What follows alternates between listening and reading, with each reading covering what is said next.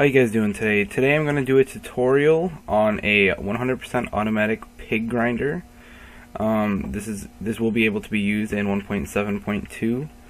I decided to make this tutorial today because I was trying to make the tutorial for myself on my multiplayer server, and I was unable to find anything on how to make this completely 100% automatic without using hoppers. Hoppers are disabled on my server for some odd reason.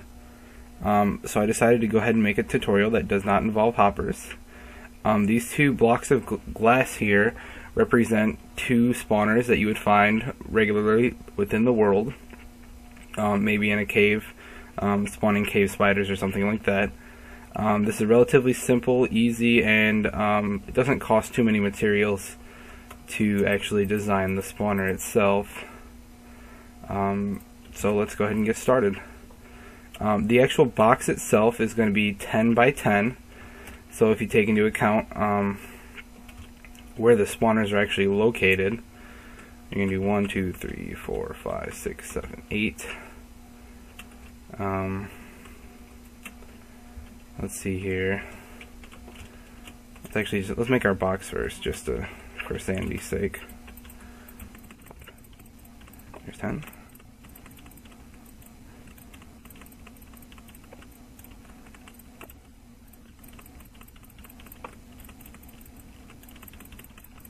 Alright, there is our 10 by 10 box. Your platform inside needs to be 10 by 10, let me clarify that.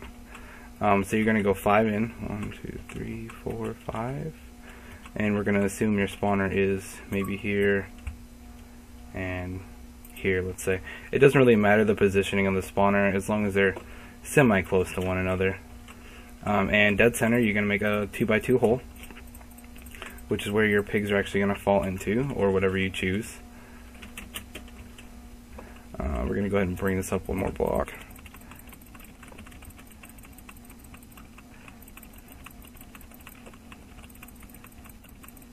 Okay, this particular design uses dispensers and water buckets to push mobs into the canal that we have built here. So let me find some dispensers and some water buckets. We're going to go ahead and place 4 dispensers, 1 in each corner. Which way they're facing doesn't really matter. And we're going to go ahead and place a water bucket inside. I guess I need more water buckets, don't I?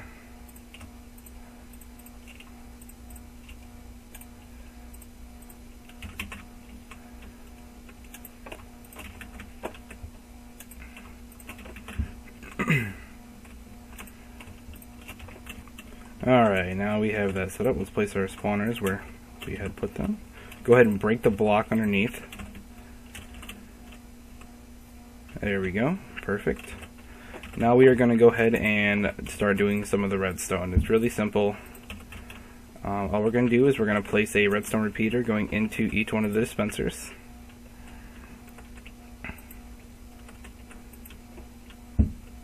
There we go, like that. And we're going to go ahead and connect all of them.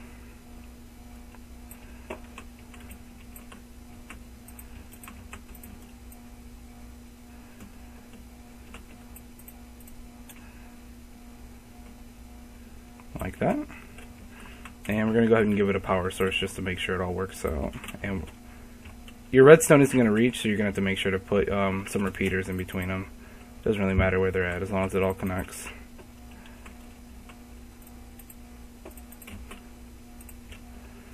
And as you can see there, it pushes all the water out of the dispensers and pushes all the pigs into the hole. Now the idea behind this is that you're going to have a on and off power supply on a rotating clock. So when we kill the power, so now you notice as we killed the power and then reactivated the power, the dispensers actually suck the water back in, which is going to allow for the spawners to continue spawning more pigs. Now with the spawners and the way the mechanics are working now, we need to kill the pigs in here before these spawners will spawn more pigs. So we need to put either a kill box or something down here where the sword's at. There we go. So that the spawners will continue to spawn. There she goes. Alright. First of all, let's start making our clock. The clocks are fairly simple.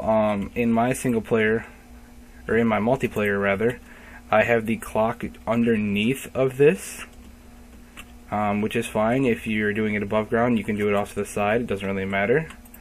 Basically, we're just going to grab some repeaters and do a little bit like this.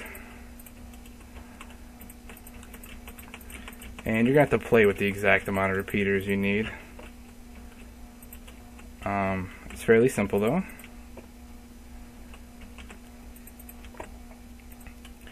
And we're just going to connect it like that. Now what we're going to do is give it a power source. So we're going to go ahead and throw a block here. Alright, let's find our button. And it now has a power source. We're just going to punch that once, and it's going to send the clock into motion.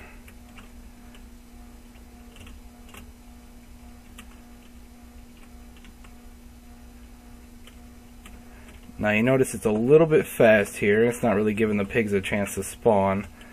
So we're going to go ahead and kill the power here. Oops.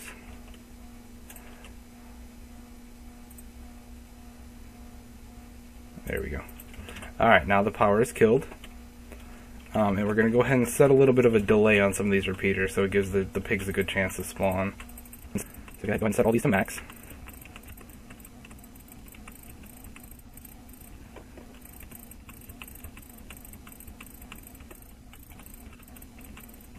Alright, let's give it another try and see how it works. Alright.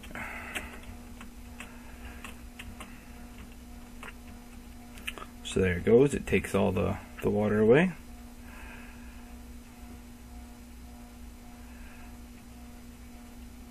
And now it's going to push the pigs back in. So that's going to give them enough time to spawn. And then it's going to give the water enough time to push all the pigs into the hole. And what we're going to do here is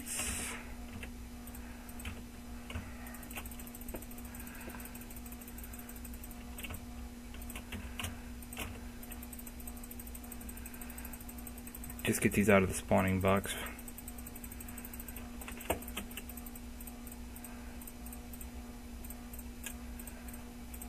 There we go.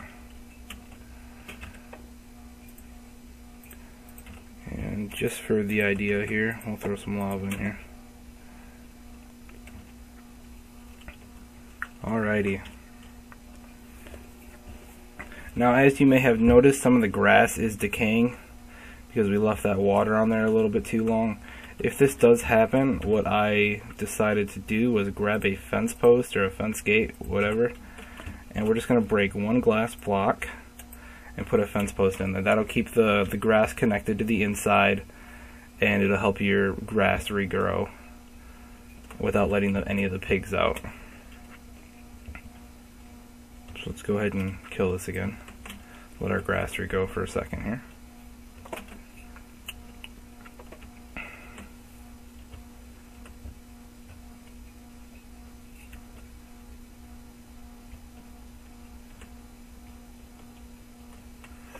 Alright, next thing we're going to do is we're going to need a few signs. You're going to need 4 buckets of lava, 4 signs, and we'll go from there. Where do they keep the signs at?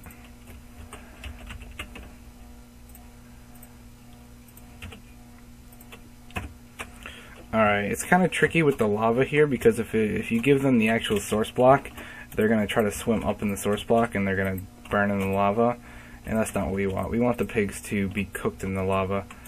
So what we're going to go ahead and do is I put it 3 to 4 blocks down, doesn't really matter, and we're going to dig 2 back on opposite sides.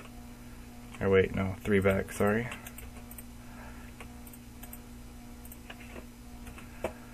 And that's just going to give us the very tip of the lava blade. And what we're going to do is we're going to place the signs underneath so the lava doesn't flow down.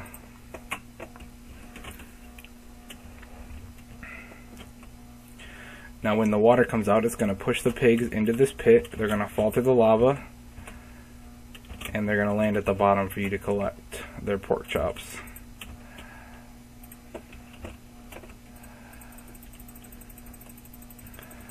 Now down here is perfect. There's plenty of room for you guys to make a little chest room or what have you down here. Alright. Now that a little bit of our grass is regrown, let's connect this again and see if we can get some pork chops down here.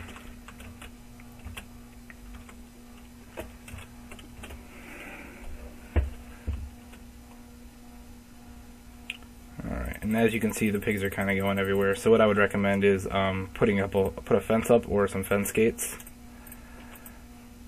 But as you can see, we have cooked pork chops.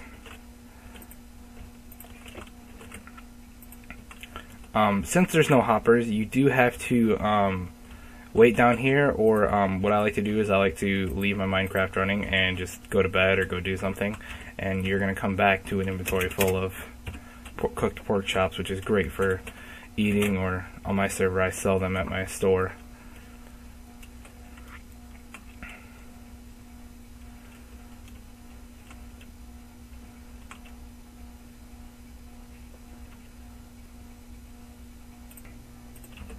Alright, so we have our pigs spawning in here now. It's completely operational, but I just want to add one more thing, which is going to be an on-off switch, which is going to make this a lot easier than having to break the redstone every time you don't want it to spawn and lag you out a little bit. So what we're going to do here is, first of all, get rid of these guys.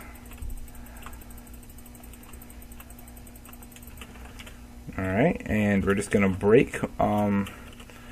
you can really put this anywhere in here, but I usually like to do it right next to the button. That makes it easy. You're just going to break one of these, and we're going to place a... Actually, we're going to break 2 blocks down. We're going to need a sticky piston.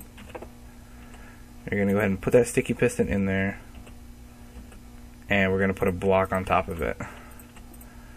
Now, what we're going to do is we're going to grab some redstone, and we're going to run it up here. We're going to run it into a block with a torch on the opposite side so that the piston is up, and we're going to put a lever on the side. What this now does is either continues or prevents the clock from continuing to work.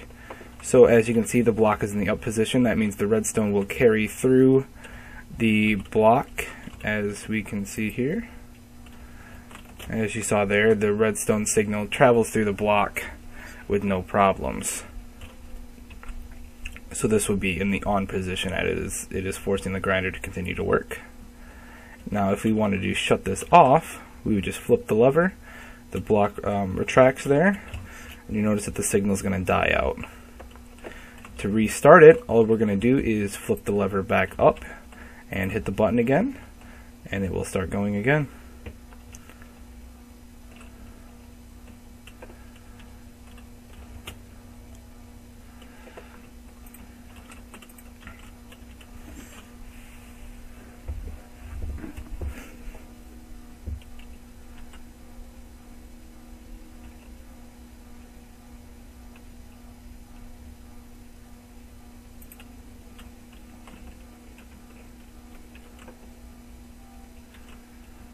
Yeah, he's fighting the stream.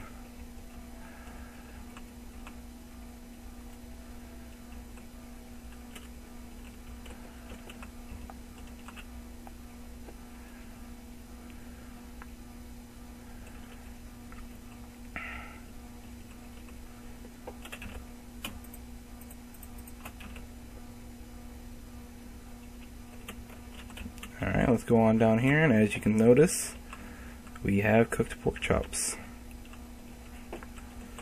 Alrighty guys, that's about it. If you have any questions or comments, leave them down below, and I'll see to it that they're answered. I just got to thank a few people on Reddit that helped me design this, as I was having a little trouble, and I posted there and we figured it out together.